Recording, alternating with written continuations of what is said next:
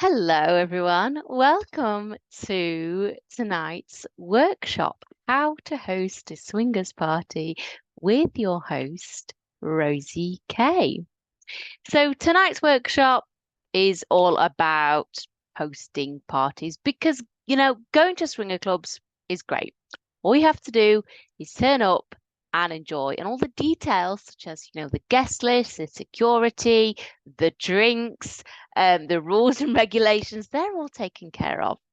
But what if you want to host your own party? Perhaps you have a group of swinger friends that you want to hang out with, or perhaps you're new to the lifestyle and you're starting to make friends with people and you're wondering, how can I get these people together?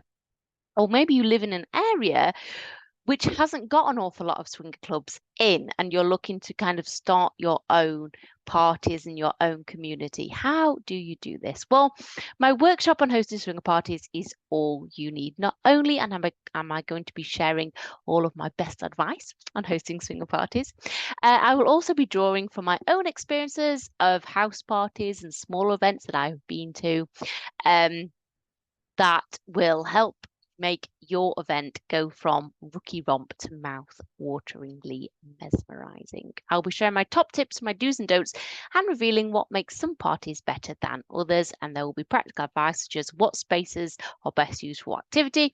And also, I'll be giving you some advice on how to vet people and how to create a guest list. I'll also explain how to create events on CNM for us so you can get the party started. I will be, during this workshop, sharing my screen and showing you the steps that you need to take if you decide to create an event on CNM for Us. If you're not sure what CNM for Us is, it is a website which is a swinger community. It is a swinger dating website, but it's much more than that. It's a community of all people who identify as ethically non-monogamous, and there's loads of different resources on there.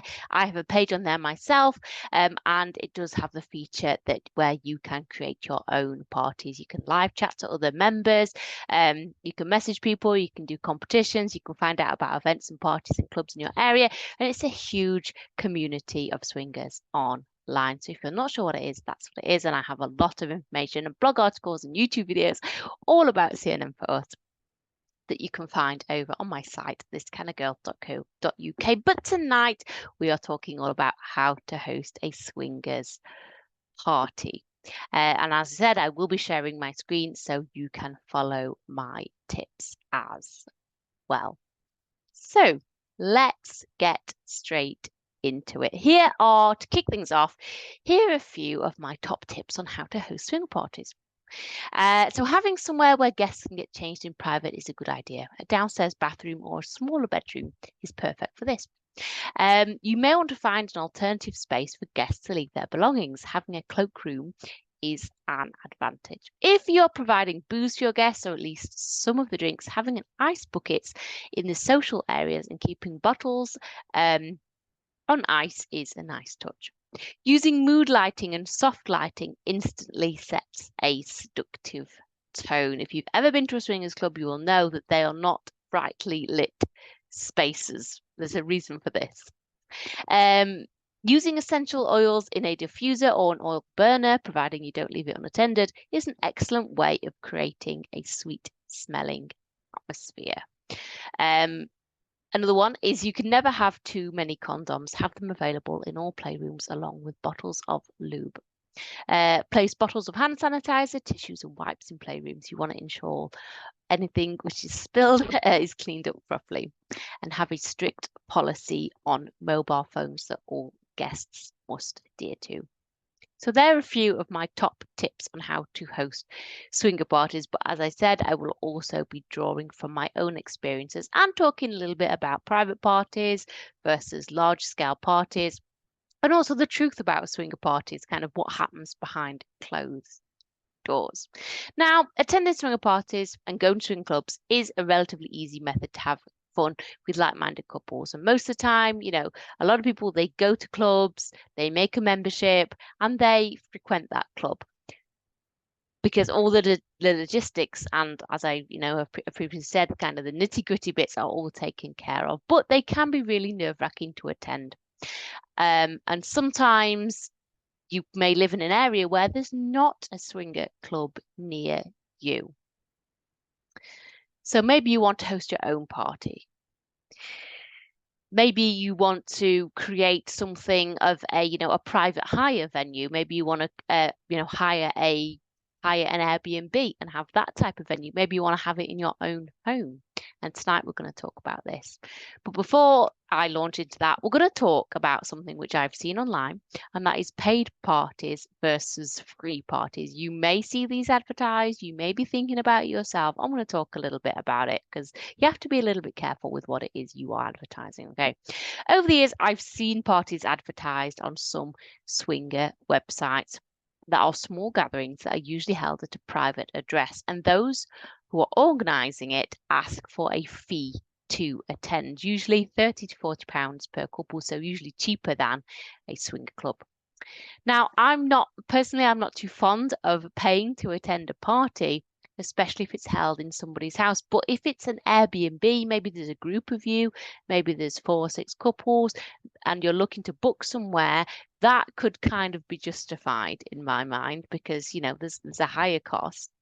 But I think if it's in someone's house, you do have to kind of think about what it is they're doing. Are you willing to pay? Is there something that they are providing?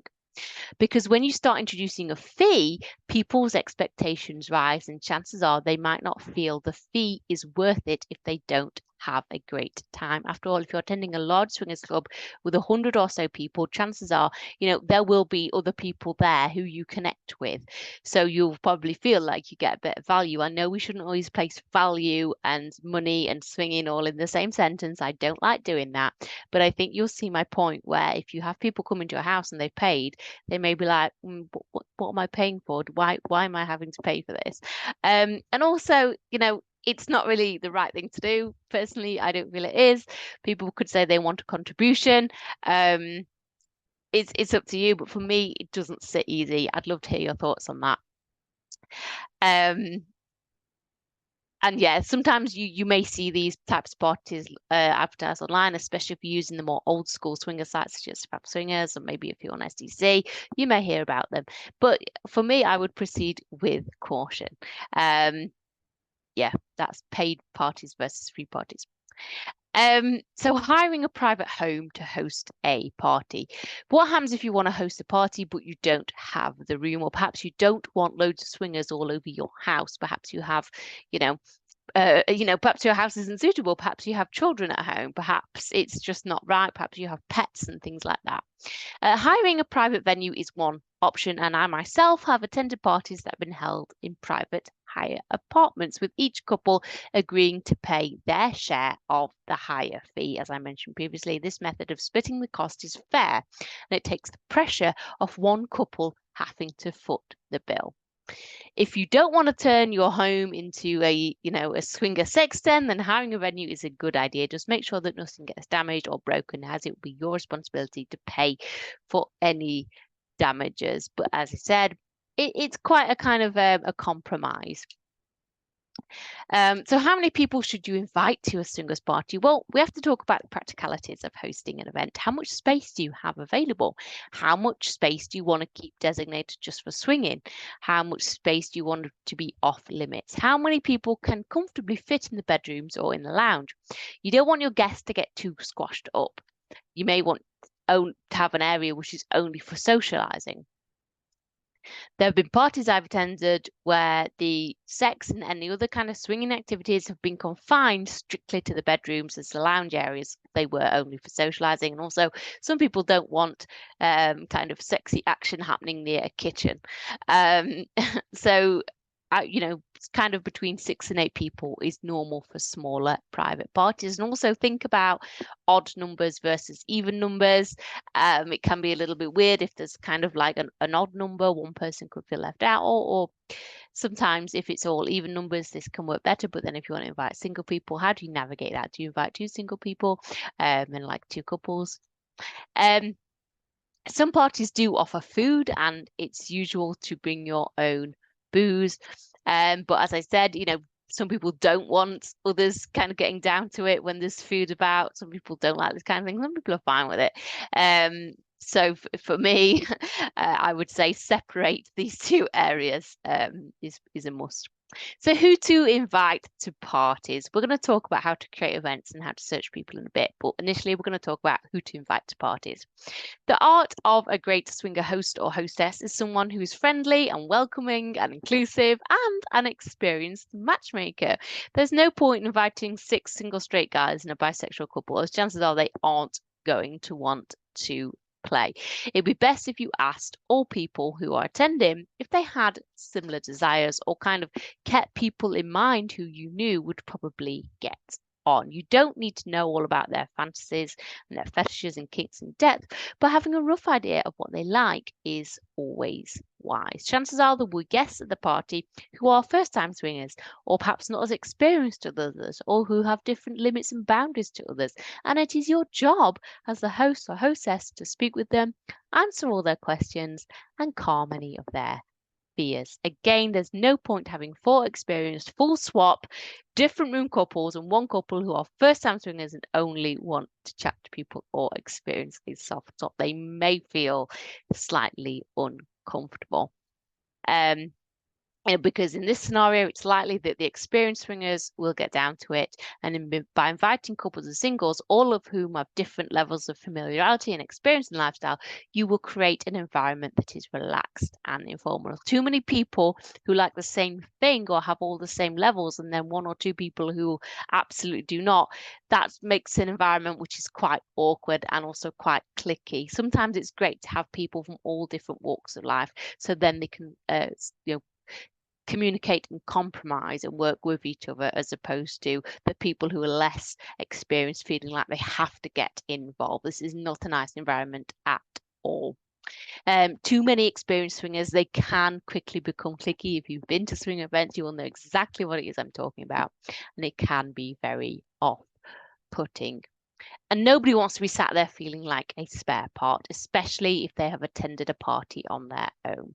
Chances are people will be worried about meeting couples and they don't want to cause any drama in relationships. So helping single swingers feel relaxed is crucial to everyone having a great night. Very often I find that with private parties, people often invite 1 or 2 single men. Usually these single men are experienced in the lifestyle. You don't often invite complete newbies to private parties. But even so, sometimes, it can be quite hard for them to kind of talk to all the people and feel included. So it's your job as a host to make everybody feel relaxed and welcome. And also if it's single women, again, sometimes they can feel quite intimidated. I myself have been to parties, small parties as a single woman, and it can be quite intimidating because everybody kind of wants a slice of you and everybody wants you to kind of join in and join their threesome and join their thing. And it can be quite intimidating. So sometimes explaining to people about your limits and boundaries, you really have to work quite hard and keep your, stay true to yourself, essentially, because sometimes couples do get a little bit overexcited at the thought of having a single woman to play with to a private party. Inviting all your guests well in advance is good practice. Lastminute.com is not ideal when arranging swinger parties. If couples have to arrange things like childcare or juggle other responsibilities around, the more notice they are given, the better. Having clear, concise information about where the party is and what time it starts is good advice as well. And also communicating any rules and guidelines, like I said with the phone policy, is always best to do in advance, so you don't have to keep reminding people on the night.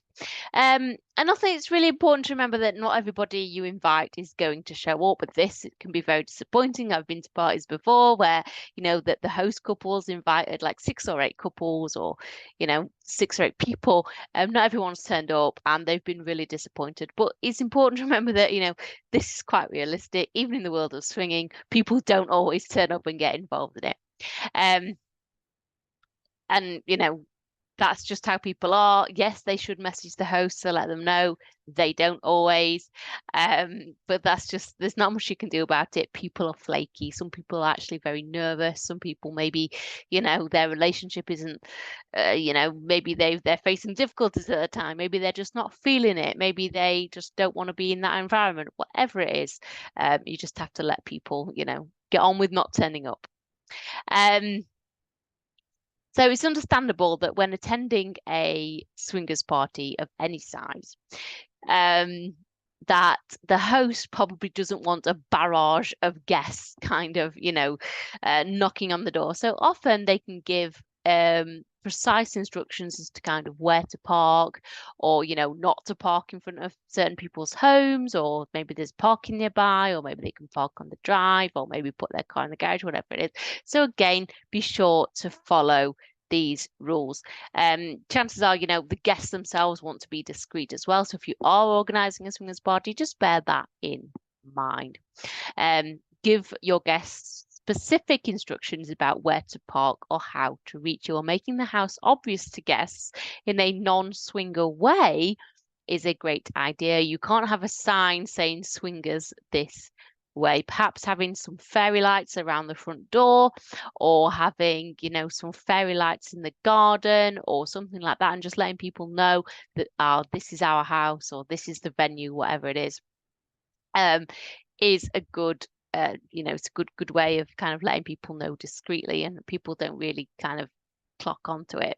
My only piece of advice on this is do not do this at Christmas, or you will probably never, your guests will probably never make it to your home. Okay, so that's what I would say about that. If you are a couple, then working together to host a great party does take skill. But if you both have specific roles or strength, then you could use them to your advantage. When I myself has hosted parties in the past with previous swinger friends, it's always great to have one person who is like the life and soul of the party, who is a great schmooze. People used to think this will be me. It's actually not. And it was one of my friends who I used to host swinger parties with at the time, because he was incredibly charming, very flirtatious, and very confident. And this guy, he knew how to schmooze and charm men and women. He was very, very good with people. I am good with people myself, but I was always so busy taking care of everything else. He was just one of those people who was absolutely brilliant, and he could talk to anyone about anything. So I used to let him get on with it. So if one of you is great at this, or one of your friends is great at this, let them crack on with it. That's what I would say. I was delighted to stand back and let him do that. I'm a great organizer, and when it comes to swinging, I'm very good at organizing shit, as you can probably see or probably tell. And it always helps you have one person there mingling with guests, making sure they're all right, talking to them, making sure they're relaxed, and getting them involved in conversations. So you need to think carefully about where you want your guests to go, and where you want them to have access to, and where is off limits. You may have a large private garden and conservatory that is perfect for socializing. If this is the case, maybe neighbors won't be able to overlook, or maybe they will. So again, you need to kind of make sure that whatever space it is, you need to make sure people know what's on and off limits in those spaces, essentially. You don't want people kind of getting down to it on the patio area, on garden furniture, or in a tub, or in the gardens, whatever. And if you don't have, then you may want to keep certain areas inside strictly for that, whatever it is. You want to make sure you have the right spaces for the right activities, essentially. Do you want your guests to have access to your own bedroom, or do you want to keep this as a private space off limits? Do you have a guest bedroom? Do you have a large lounge that's okay for people to use? Really do think about these things, because I was working with a couple recently who had hosted a swinger party in their home. They had failed to talk about limits for rooms and what's acceptable in certain rooms. And afterwards, the lady was really quite upset, because other people had played in her bedroom, essentially, and the bedroom that she shared with her husband, and that for her was a no-go area, but she hadn't really communicated that at the time. She didn't think she would need to, or didn't think it would kind of come up and she'd be upset by it, but she was. And afterwards, she kind of resented the event, essentially. So it's really important to talk about what areas you want people to go in. Do you have a downstairs guest bedroom, like the one that I work in all day, in my office? Yeah, it's up to you, but obviously have a good conversation about where's on and off limits for people to play. So moving on to where to find couples for swinging. So there are, of course, several places you can find swingers. The first being online. We're going to talk about CNM for us in a minute. But also you may find people that you may connect with people in clubs. You may find people on social media. You may have, a great friends who are swingers, and then they might have friends, and then that kind of circle can kind of grow that way. You may be part of swinger social groups. You may be part of Discord groups. So these are all areas that you can find swingers. And when you find people who you do gel with, exchanging messages and going on a vanilla date is the first step. You don't want your first ever kind of event to be in your house or, a private hire thing with people who you've never met before. Essentially, you want to vet people. You want to check them out. So when I'm talking about vetting people, you want to make sure you have met the people before who you're playing with. And if it is like the friends of friends, then again, there's nothing wrong with having a voice call with people, having a video call, or meeting them up for a vanilla date before you invite them into your home. This is what I always recommend. We're going to talk about vetting online in a few minutes. I've seen adverts online on swinger sites for house parties that give an address and a time and just say feel free to turn up. And in my book, again, this is not how it's done. If you're inviting people into your home or into a space which you are responsible for, a level of trust has to be established. And there have been occasions that couples have said to me when I've been hosting parties, can I bring so and so along? And again, I have been very cautious because I've spent time vetting people, spent time getting to know people, building a rapport with them, maybe meeting them for a vanilla date, having a chat with them, a call with them, finding out more about them. And then it's kind of like, well, that all will go out the window if a couple just brought somebody along who I personally had never met, had never spoke to. So again, it's a little bit awkward if you're thinking of attending a swingers party, a private one. Don't just simply bring someone along. Always check with the host first. Maybe the host wants to have a phone call with them. And also, it's quite rude to just kind of bring somebody along. So again, always find out more about the event. And if you're the host and you're worried about people doing this, just have a no +1s rule or +2 rule, whatever it is. Do you want to invite people who smoke? Do you want to invite people who like to drink? Or are you worried about people using drugs? Or is that something that you're fine with?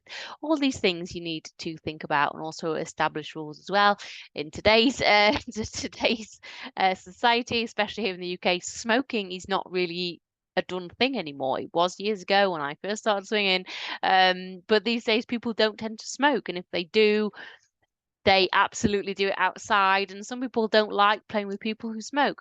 So again, these are all things you need to find out because again, in people's homes, it can be a very intrusive thing to do in somebody's private space.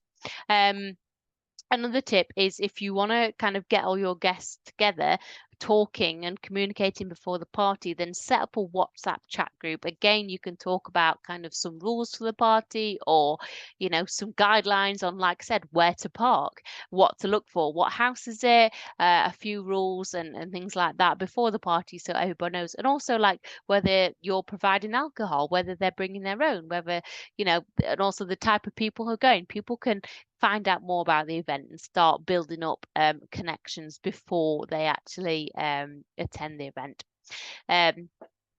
And you can also get people to kind of share their usernames if they're using swinger websites so other people can check them out and find out what they're all about.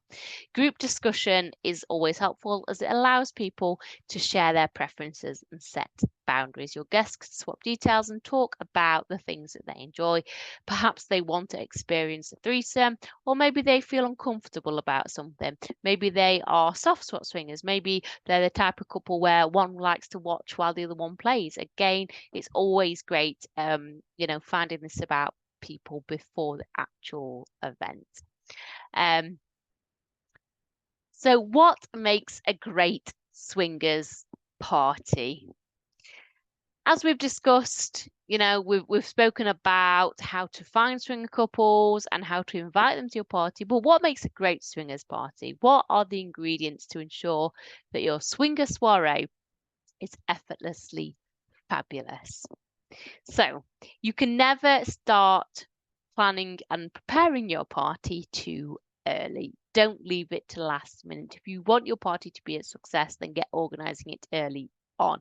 And if you're a swinger couple, then taking on responsibilities each is key. By working together as a team, you will be organized in no time, in theory. If he's in charge of one thing, she might be in charge of another. And draw on your strengths, essentially.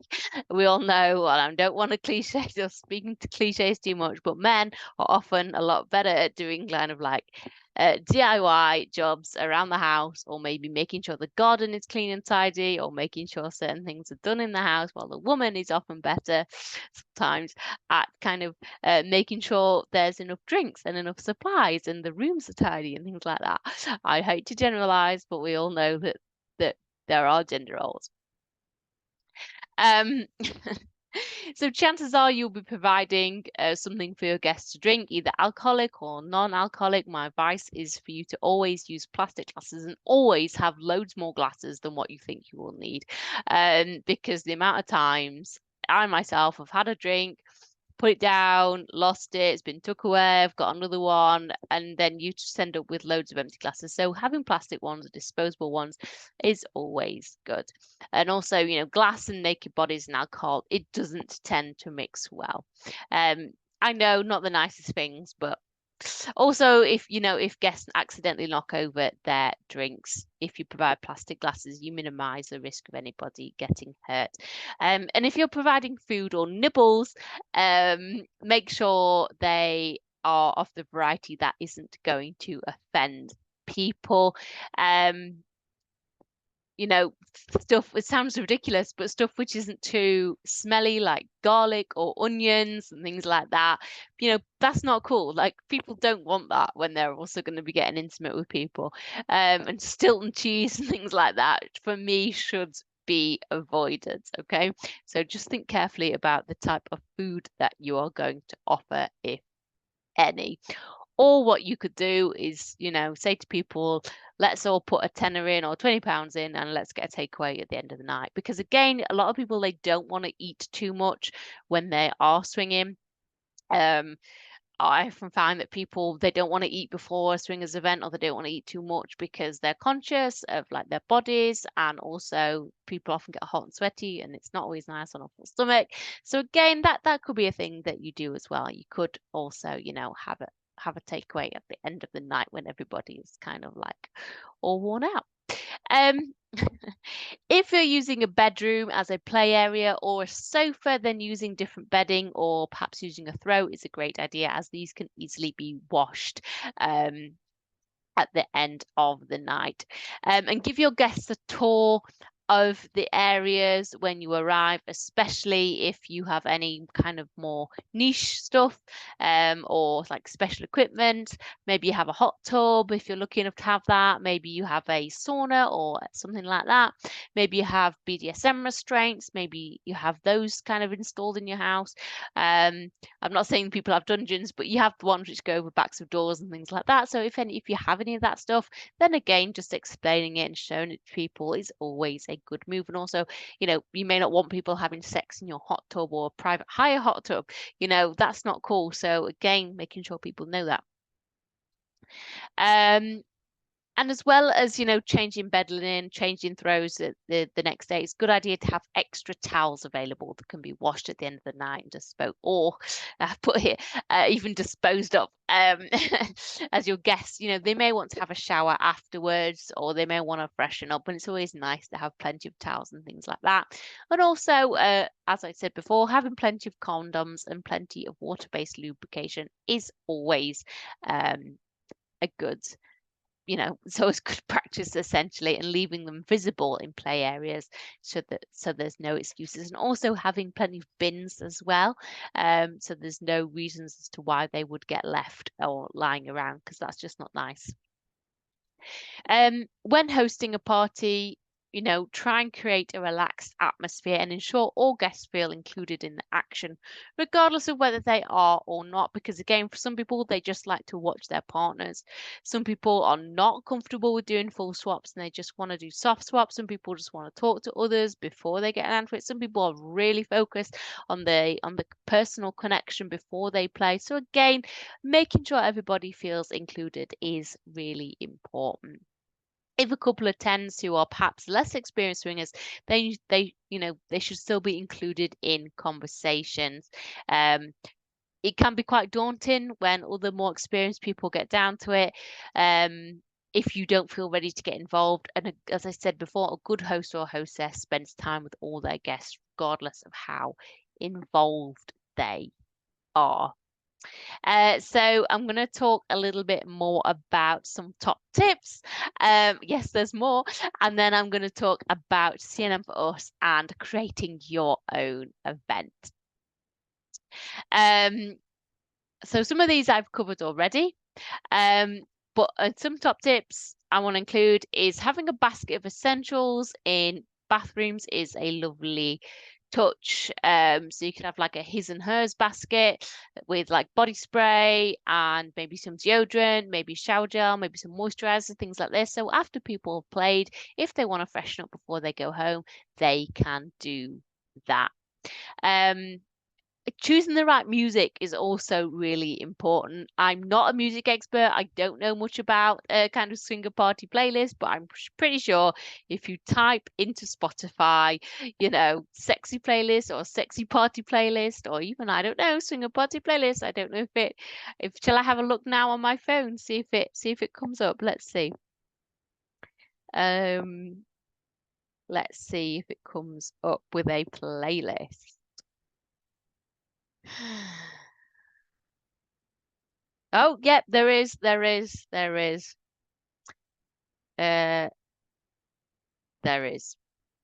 Yep. Okay. So swinger party playlist. It's right there. I don't know if you can see that. It's right there. Swinger party playlist.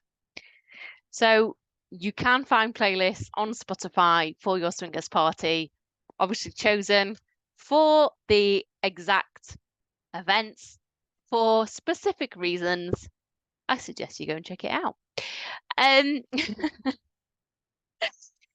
Next one, place bottles of hand sanitizer, tissues and wipes in all play areas. You want to ensure people clean up bodily fluids as quickly as possible. And, you know, people should be responsible for cleaning that up. They shouldn't leave it simply for the host or hostess to do.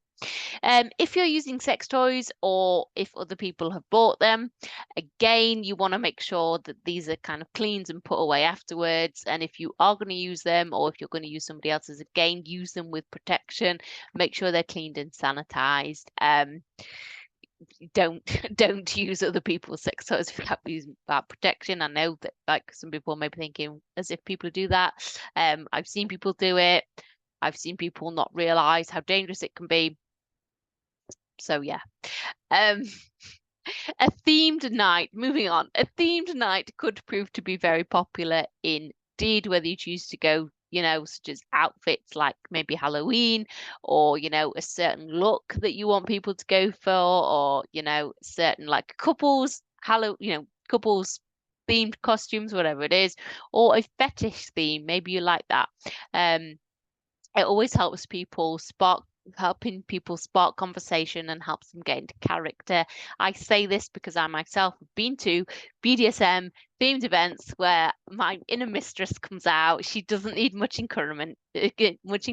She's here pretty much all of the time. You just have to scratch the surface and there she is. So yeah, like themed events where people can really let loose and embrace who they truly are always encouraged in my book. So yeah, themed events. So having a strict policy on mobile phones is really important. Some swingers do not take kindly to potentially having pictures or videos made when they're present. Some people, you know, they don't mind it, but the vast majority of people do not want to run the risk of having videos of them. I have been to events where people have whipped out phones and started filming what's been happening. For me personally, although I am the face of swinging, I don't want my body to be out there, and also, you know, have other people have videos and stuff in their possession. Not cool. So again, make sure all your guests are on the same page. If people start getting their phones out, you know, approach them. Don't be afraid to approach them. Maybe have everybody put their phone in the kitchen or something like that. I know it's very hard for people to be separated from their mobile phones these days, but if you want your party to be, you know, that relaxed atmosphere, and also it's really easy for people simply to sit on their phones all night. We don't do this, okay, in the world of Rosie K. We do not sit on our phones all night. We put them down and we make conversation with each other. Sitting there on your phone all night, it is like a crutch that we lean on. And I love it when you go to swinger parties and you are not allowed a phone. I love it because it places people in the uncomfortable, and they have to do that old-fashioned thing, which is talk to each other instead of sit and scroll on their Instagram, which is what we all do when we are feeling nervous or uncomfortable. We don't do that here at TKG. We put our phones down and we open our mouths and we start communicating with each other like we used to do. My last tip is don't be afraid to take the lead if you are wanting to play at your swingers party, which you probably will do. Don't be afraid to take the lead. Sometimes people are looking for like the first kind of person to kind of instigate things. People will naturally look for you if you are the host or hostess of your party. But again, don't, speaking from experience, don't get too involved with too much too soon, because you know you're still responsible for people essentially, and if guests are coming to the door and you've got your mouth full and you're very busy, you can't go and answer the door. So again, just pick your moment, and if you're in the type of relationship where you're happy for one person to get involved while the other person meets and greets people and then goes to get involved, this can work very nicely as well. That was one great thing when I used to host parties with one of my friends. He would be, you know, one of us would be opening the door, meeting and greeting, the other would be playing, and then we'd swap over, and it would work perfectly. So that's just a piece of advice for you as well. So we're going to talk now about how to find swingers, and which is kind of like one of the most popular things I'm asked. And also we're going to talk about how to host events. So I'm going to share my screen with you. Apologies for all of the tabs that I have open. It's just how I roll. So share.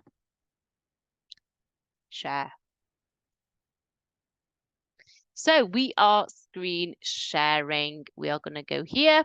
So CNM for us. If you're not familiar with CNM for us, this is the website, and it is, as I've said, a community of people who enjoy all aspects of consensual non-monogamy.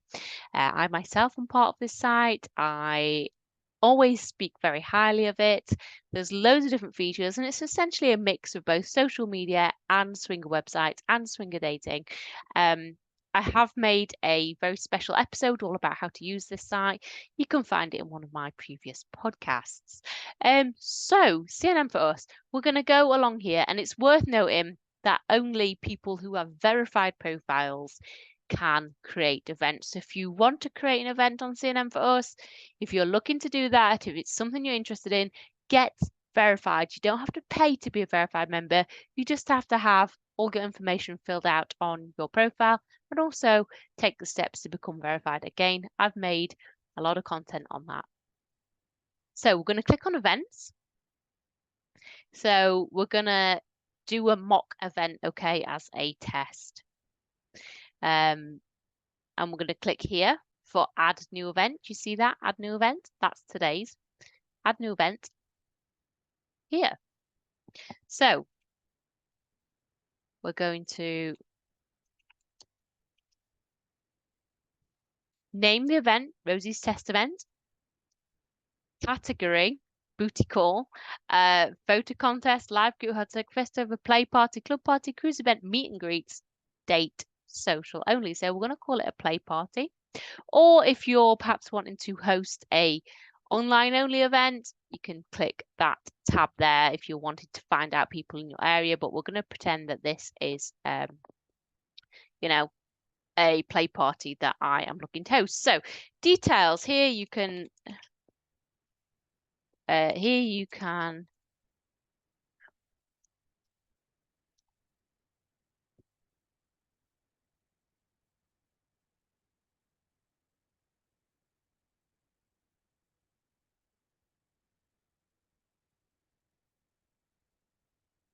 here you can just add